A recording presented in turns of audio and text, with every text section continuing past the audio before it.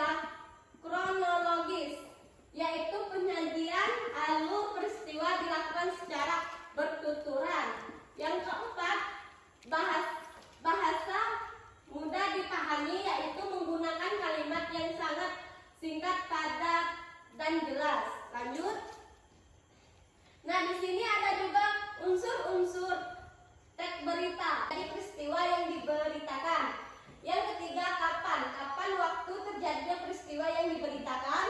Yang keempat, siapa pihak pelaku, tokoh yang diperlibatkan dalam peristiwa yang diberitakan. 5. Mengapa alasan penyebab terjadinya peristiwa yang diberitakan. Yang terakhir, 6. Bagaimana cara atau proses terjadinya peristiwa yang diberitakan. Lanjut. Di sini ada juga struktur teks berita. Ada 4. Yang pertama, kepala berita, yaitu handling. Yang kedua, keras berita. Yang ketiga, tumpu berita. Yang keempat, kaki berita.